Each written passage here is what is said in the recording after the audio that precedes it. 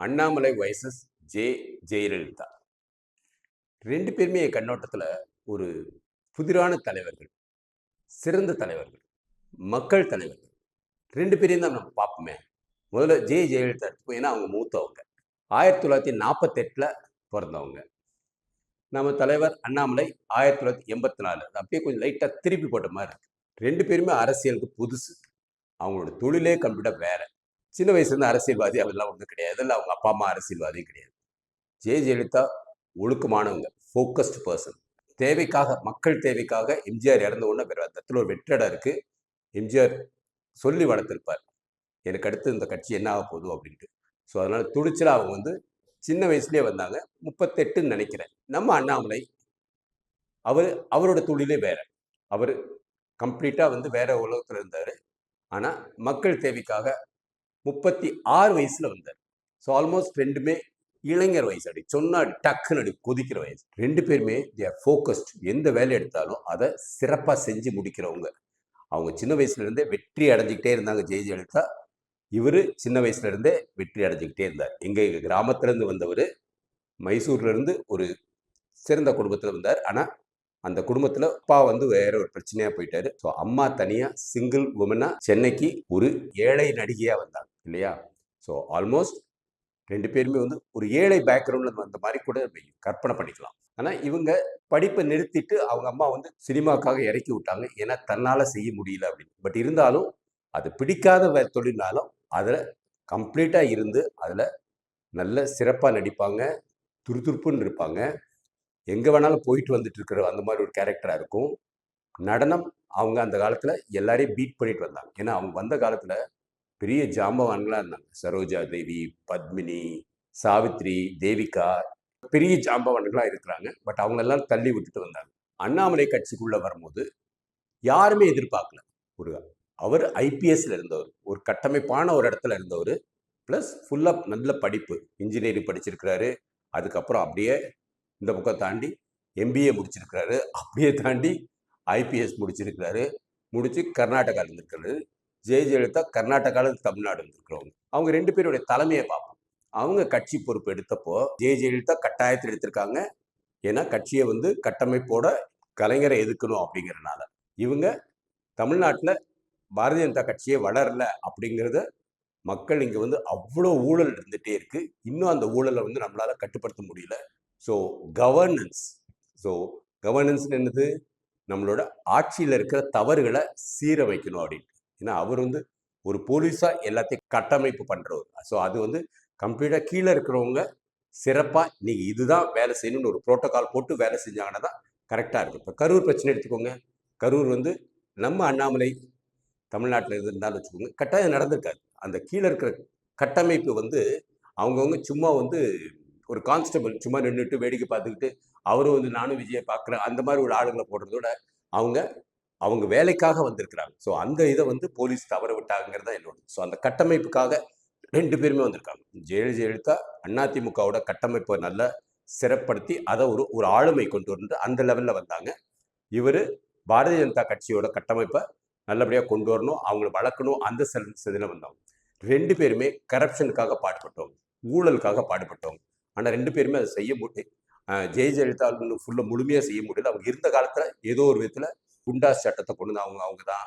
Plus நிறைய பேரை வந்து தமிழ்நாட்டை வந்து குண்டர்கள் கையில இருந்து வெளியில எடுத்து மக்கள் ராத்திரி நேரம்னாலும் எங்க இருந்தாலும் பெண்கள் வெளியில போகலாம், முதியோர்கள் வெளியில போகலாம். இப்ப சுதந்திரமா இருக்கிறோம்னா அது ஜெயலலிதானால தான். அதுக்கு முன்னாடி வந்து தமிழ்நாட்டில் இப்படி வெளியில போக முடியாது. அதுக்கு முன்னாடி சென்னையிலயும் தமிழ்நாட்டிலும் இப்படி வெளியில போயிட்டு இருக்க முடியாது. 2 பேருமே வந்து பேச்சாளர், சிறந்த பேச்சாளர்.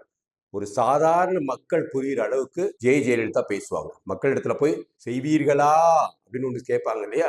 அது வந்து இன்னும் நம்ம மனசுல நின்றுட்டு இருக்கு. அப்ப மக்களை வந்து செய்ய வைக்கிறது அந்த ஒரு கிராமத்துல இருக்கவங்கள பார்க்கறதுல அவங்க ரொம்ப ரொம்ப ஒரு ஒரு உண்மையாவே அவங்களுக்கு ஒரு திருமணம் ஆகாத ஒரு பெண் குழந்தை இல்லாத ஒரு இருக்கும். ஸோ மக்களை வந்து தன்னோட குழந்தைகளா தான் பார்த்தாங்க. ஒரு அன்பு ரொம்ப டாமினன்ட் ஃபிகரா இருந்துச்சு அவங்களுக்கு. அண்ணாமலை அப்படியே கொஞ்சம் ஆப்போசிட். கொஞ்சம் ஆண்மை ஃபிகர். அவர் வந்து ஒரு அப்பா மாதிரி ஆட்டிலே இருக்க மாட்டாரு. உண்மையாவே ஒரு ஆண்மை தலைவன் எப்படி இருப்பானோ அந்த மாதிரி இருப்பாரு. 2 பேருமே கவர்மெண்ட்ல நடக்கிற தவறுகள புட்டு புட்டு எளிமையா மக்களுக்கு புரியிற மாதிரி வச்சாங்க. இவங்க முழுக்க முழுக்க ஃபேவரட்டிசம். மக்களுக்கு அவங்க தேவையில்லாததை எடுத்து எடுத்து எடுத்து கொடுத்துக்கிட்டே இருப்பாங்க நம்ம ஜெயலலிதா.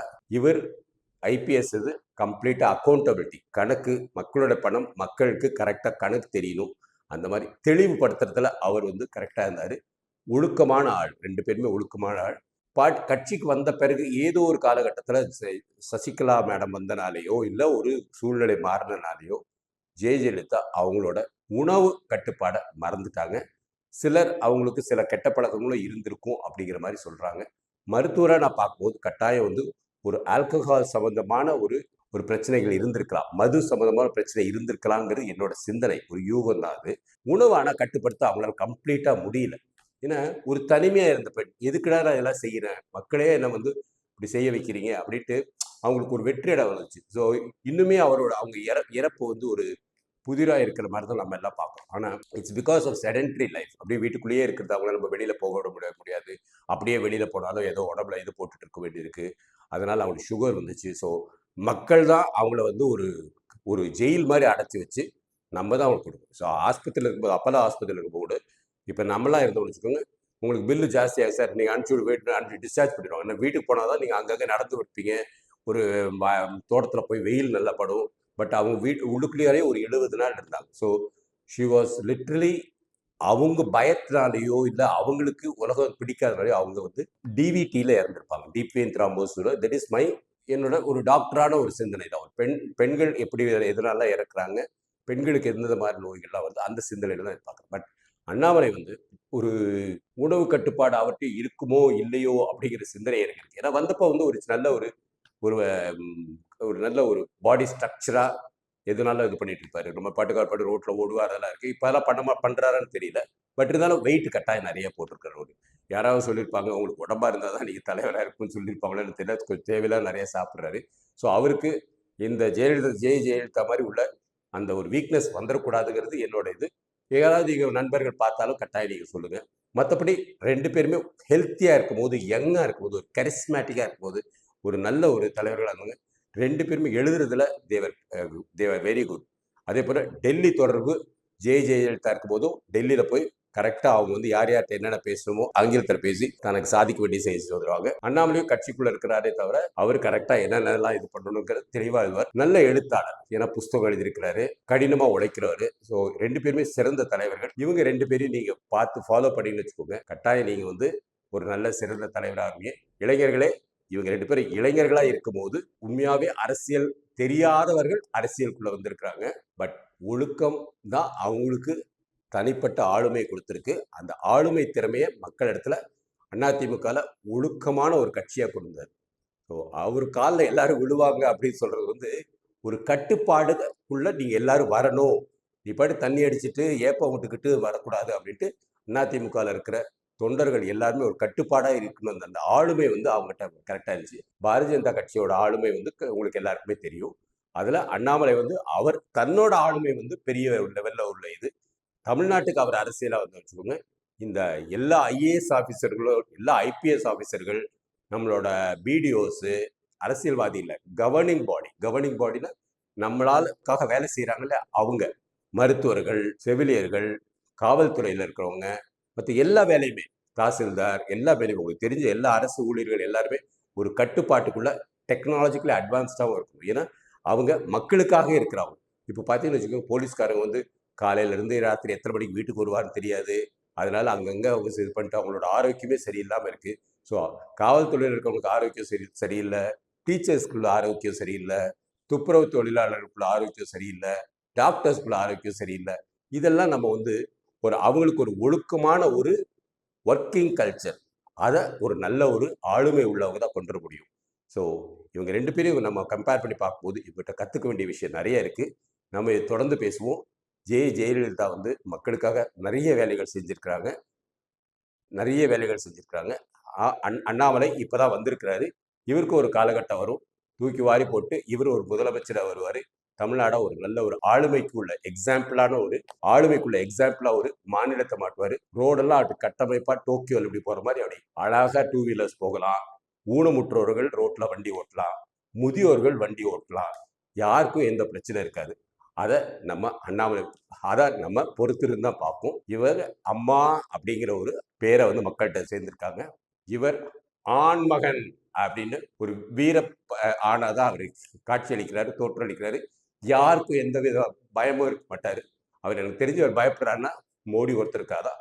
அது ஒரு மரியாதை காரணமா தான் பயப்படுறாரு தவிர வேற எதுவுமே கிடையாது. வேற யாருக்குமே அவர் பயப்பட மாட்டாரு. ஸோ அண்ணாமலை மாதிரி நீங்களும் நாங்களும் மாறணும்னா ஆளுமை தன்மை இப்ப இருந்தே வளர்த்துக்கணும். உங்க தெருவில் இருக்கிற சின்ன பிள்ளைகள்கிட்ட வந்து அவங்கள வந்து இப்படிலாம் விளையாடுங்கடா அப்படின்னு நீங்க கத்துக்க ஆரம்பிக்கலாம். ஸோ நம்ம இடத்துல இருந்து தான் நம்ம ஆளுமை கத்துக்கிட்டு தவிர இதுக்காக நீங்க கிளாஸ் பீப்புள் ஸ்கூல் பீப்புள் லீடரா இருக்கணும், இல்லை கிளாஸ் பீப்புள் லீடரா இருக்கணும், இல்லை ஒரு ஆளுமையை வந்து உங்களுக்கு தூக்கி கொடுப்பாங்க, உங்க வட்டத்தலைவராக கொடுப்பாங்க அப்படின்னு நினைக்காதீங்க. ஆளுமை அது நம்மளால கற்றுக்க முடியும். அது உங்களால மாத்திரம் முடியும். குடும்பத்திலிருந்து ஆளுமையை ஆரம்பிங்க.